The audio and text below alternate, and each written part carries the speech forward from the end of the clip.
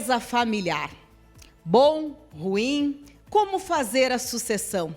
Esse é um assunto muito discutido nos dias atuais, talvez nos tempos antigos também, mas hoje muito mais. E nós estamos aqui com o Volney Pereira Garcia, um especialista na área. Volney, é um desafio ter uma empresa familiar? É um desafio, especialmente quando ela vai se aproximando da transição de gerações, né? Porque na geração do fundador, em geral, ele controla tudo, ele decide tudo e as coisas estão resolvidas. Agora, quando ela vai entrar na transição de gerações, você tem vários desafios. O primeiro deles é garantir uma coesão numa sociedade de irmãos, vamos dizer assim. Se for de primos, mais complexo ainda, né? Então, esse é um primeiro desafio. Como é que todos se dispõem a trabalhar por uma causa comum? Se isso não acontecer, eu já tenho um problema aí. Então, vamos trabalhar em cima de construir essa coesão através de um propósito comum, de uma causa comum? Um primeiro desafio.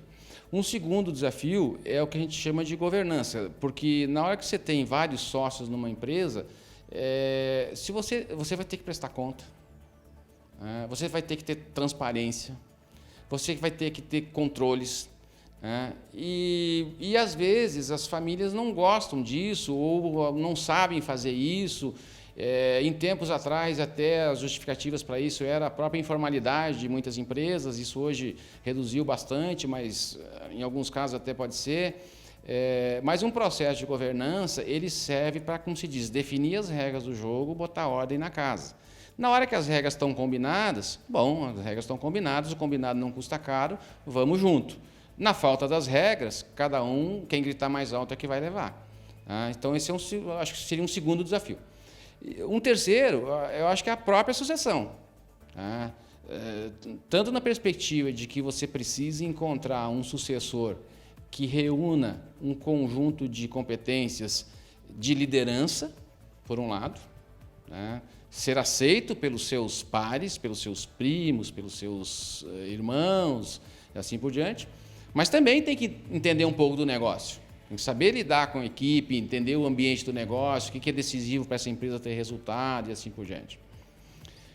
E de outro lado, o próprio sucedido, que com todas as vezes as suas inseguranças, sejam elas decorrentes de questões pessoais dele ou de que ele não tem elementos que facilitem o processo, ele muitas vezes se vê adiando. E muitas vezes, quando ele começa a trabalhar em cima, ele começa a fazer a pergunta, tá, mas e se eu passar o bastão, o que eu vou fazer depois disso? Essa é a pergunta fundamental que, às vezes, ele assusta ele. E aí, diante dessa pergunta, o que ele faz? Ele para, ele não vai para frente. Mas a empresa vai se ressentir disso em algum momento. Filhos. Meu filho vai lá e segue a empresa, ou meu filho decide o que você quer fazer da tua vida? Não, a vinda imposta do filho para a empresa, ela tem pouca chance de ser bem-sucedida. Ela tem que ser uma escolha do filho em primeiro lugar. Se ele quer vir para a empresa, andamos boa parte do caminho aí. Ele vindo para a empresa, vamos olhar agora a vocação dele para tocar o negócio, se ele tem as habilidades necessárias para isso, se ele tem os conhecimentos, competências, ou se ele não tiver, vamos ajudar ele a desenvolver isso. Então, quando a gente fala em preparar um sucessor, nós estamos falando em desenvolver ele do ponto de vista de escola também, mas não somente de escola. Ver como é que ele lida com as coisas no dia a dia. Então, você vai colocar ele em funções que vão, de alguma maneira, desafiar ele e você vai avaliar como é que ele vai se saindo nas diferentes responsabilidades que você vai dando para ele. Na medida em que ele vai se saindo bem, você vai aumentando o grau de complexidade das responsabilidades que você passa para ele. Até que, em um determinado momento, ele deu conta da maioria delas de uma maneira satisfatória. Beleza, então, quem sabe ele está pronto para ser um eventual sucessor. Fundamental separar a emoção da razão, a família do negócio nesse momento? Você tem que trazer um pouco de racionalidade para o processo. Você não vai deixar de ter a emoção. A questão é que você blinda a empresa em relação a essa emoção. A emoção faz parte do ser humano, é inevitável. Você não vai evitar, por exemplo, que uma relação de dois irmãos ou dentro de uma família que já vem lá desde a infância, você não muda ela vem com as pessoas. A competição entre os irmãos, ela não nasce quando eles têm 20 anos de idade, 25 anos de idade, ela nasce lá no início. Eu trabalhei recentemente com uma família que existe uma rivalidade entre... São 3 irmãos, 2 meninos, aliás, 2 meninas e um menino. E a grande rivalidade está entre o menino e uma das meninas. E aí eu comecei a investigar de onde é que vem essa rivalidade. A rivalidade vem pelo seguinte: lá no início, a menina era mais velha, o menino era mais novo. E o pai dizia para o menino que ele tinha que aprender a derrubar a irmã no chão, porque senão a irmã sempre ia dominar ele. Lá nasceu a rivalidade deles. O pai não se dava conta de que estava instalando uma rivalidade, mas ele instalou uma rivalidade lá na infância. E essa rivalidade ela foi repercutindo ao longo da vida. Volney, e terceirizar? Meus filhos não gostam do negócio, decidiram optar por outros caminhos. É possível terceirizar? Pode dar certo terceirizar? E se terceirizar, quais são os cuidados que precisam ser tomados? Bom, você pode contratar ou promover internamente para a função de, vou chamar de CEO, assim, né? Presidente, CEO, um diretor-geral, seja lá o nome que a gente der. Você pode promover alguém que não seja da família, ou até, eventualmente, até contratar alguém de fora. O que conta aqui não é tanto o fato de ser da família ou não, é o fato de ter competências necessárias para isso.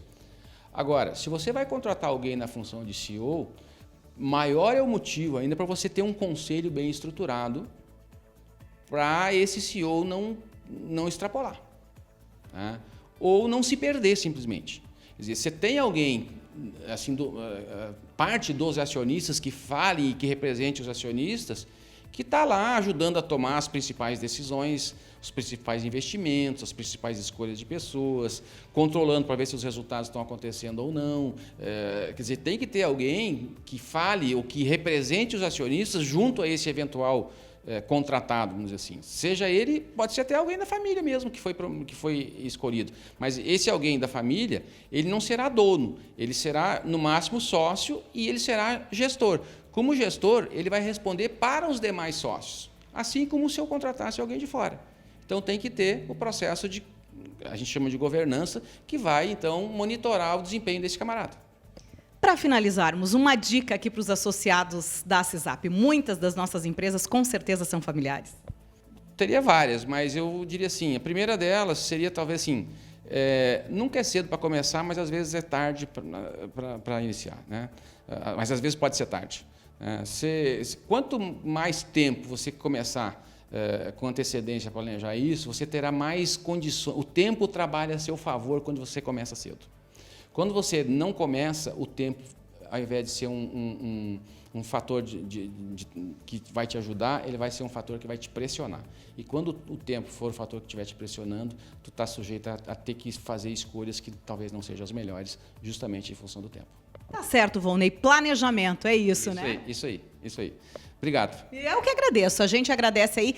Tá aí a dica, pessoal. Planejamento, organização. E se tem dúvidas, procure uma ajuda, uma consultoria que com certeza vão te ajudar a encontrar o caminho certo.